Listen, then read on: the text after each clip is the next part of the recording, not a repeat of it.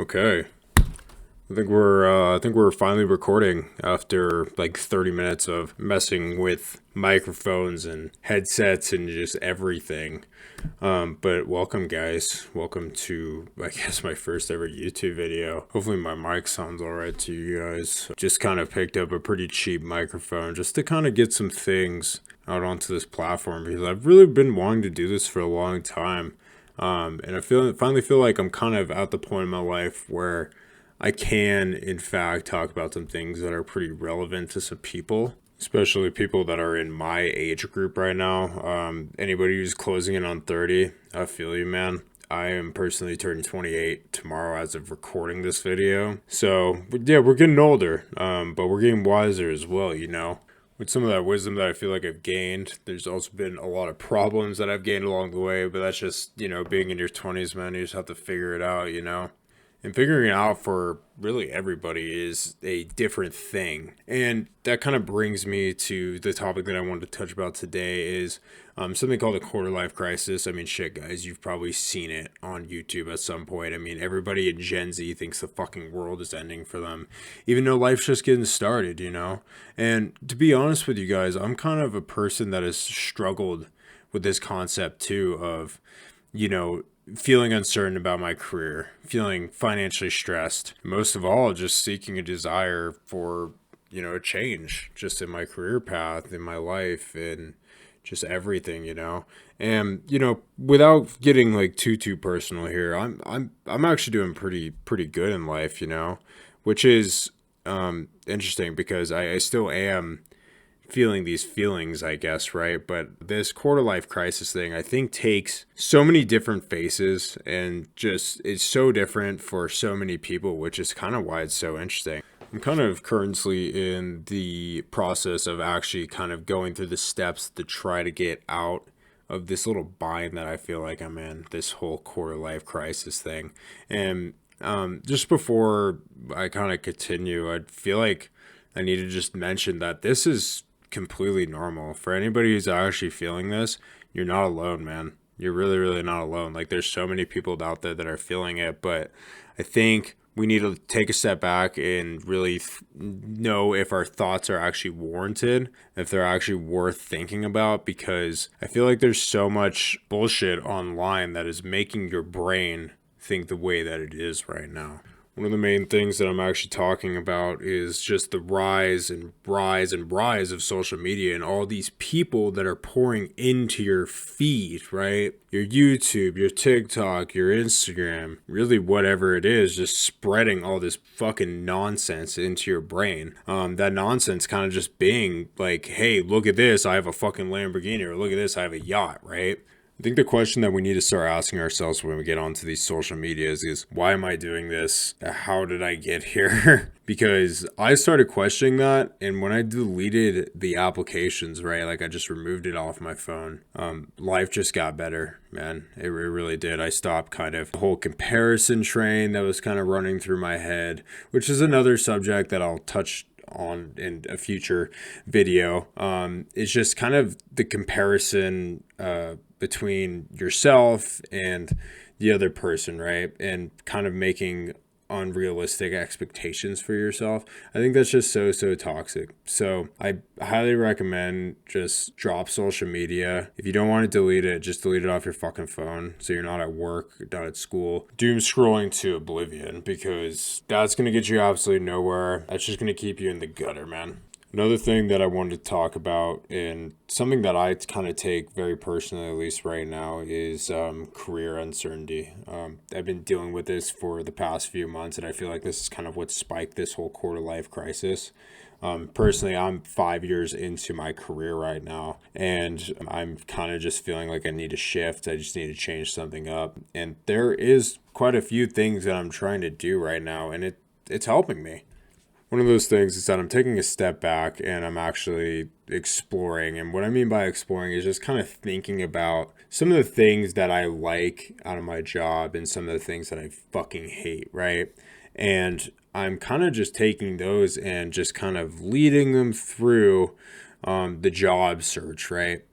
And those things that I've found have kind of gotten me excited about actually wanting to pursue a career in something else and kind of giving me the motivation to possibly go and actually explore those options, instead of just sitting back and doing nothing and just kind of moping about it, because a lot of people do that and they don't take action and then they end up in the same spot just fucking hating what they do. I think another thing that I have kind of discovered and something that I had to actually go out and go do was talk to people that are in these career in the fields that I want to be in, and surprisingly they have a lot of insight, and there's a lot of people that are able to help you with things if you just give them the time of the day to speak about it. Recently, I actually just talked to somebody about one of the careers that I'm looking into, and it really was an eye-opening experience. Just this whole mantra, just this whole way of kind of living life, and just how the career actually lets him do that is just was just so interesting to me. Which kind of brings me into my next point. I feel like we need to kind of define the term success from more of like a money standpoint to kind of a status of like actually liking to do your job, something that you're actually very passionate about. And yeah, I know we all need to make money, but it feels like every single time I look, it seems like money doesn't really warrant happiness. I've been through two major careers. I'm currently on my second one.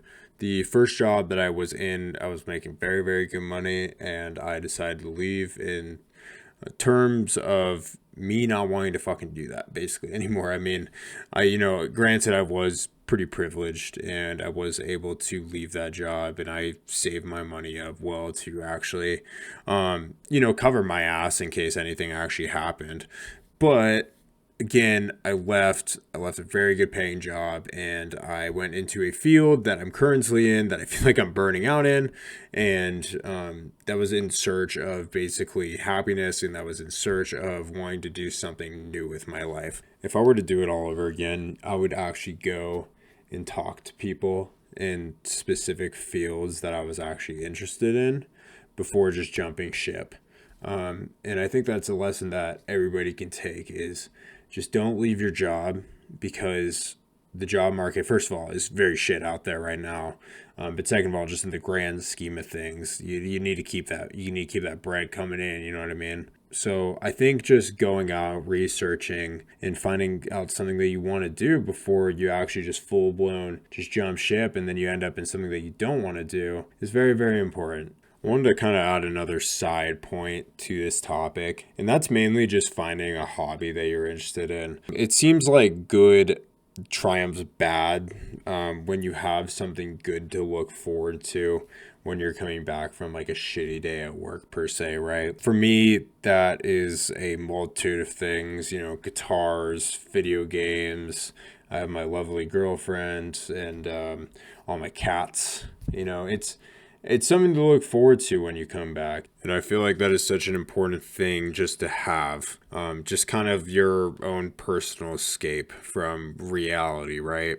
I think that mixed with you trying to find a career that actually fits you instead of just the mindless fucking corporate job that you may work and that you may fucking hate is a good recipe for success. There's so many more things that I want to talk about, but just to kind of keep this video a little bit condensed, I kind of just wanted to touch on one more thing, one big key factor, that being just mental health struggles just in general, And I feel like everything that I've just touched upon is kind of leading into this key point of mental health struggles, but just some things that have kind of helped me guide through this shitty problem and again, I'm still kind of going through this stuff, but some things that kind of helped me go through this have been, seeking out a therapist, talking to somebody.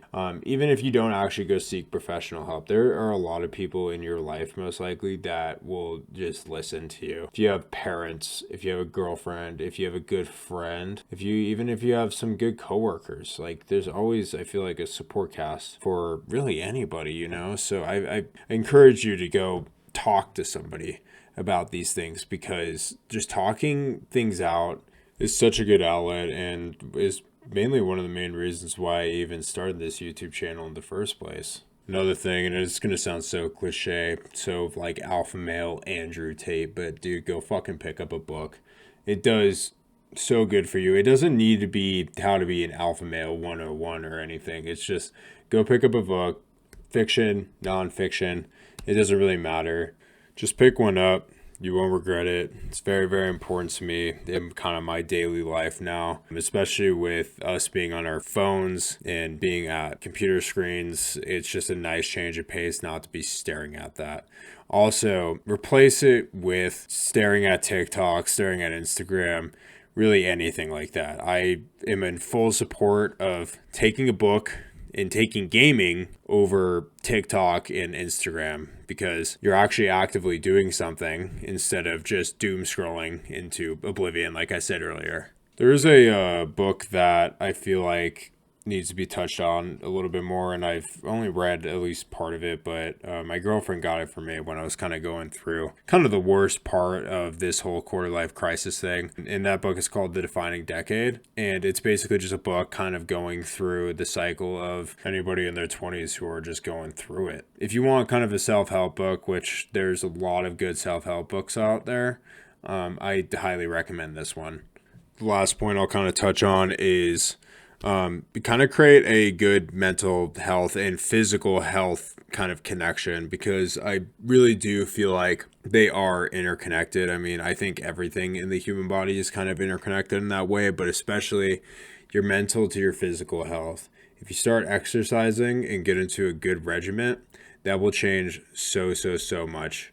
I've been doing this for the past 6 years, gone through some crazy body transformations, and I've loved every step of the way. I originally got into it not just to, look jacked or whatever the fuck. I got into it because my mental health was so fucked at the time and I needed it very, very badly. So I encourage you, if you're feeling down in the dumps and you don't go to the gym, just go to the gym. And if you're worried about people criticizing you when you're going to the gym, they're not. Just know that. Been doing this for a long time, and people don't care. They're just trying to get through their workout. Anyways, I'm going to end it off on that note. There's obviously a lot of shit that I still need to touch on when it comes to this whole thing, but probably just save those for isolated videos in the future. I appreciate you guys for watching. If you guys have made it this far, really do appreciate it. And until the next time, we'll see ya.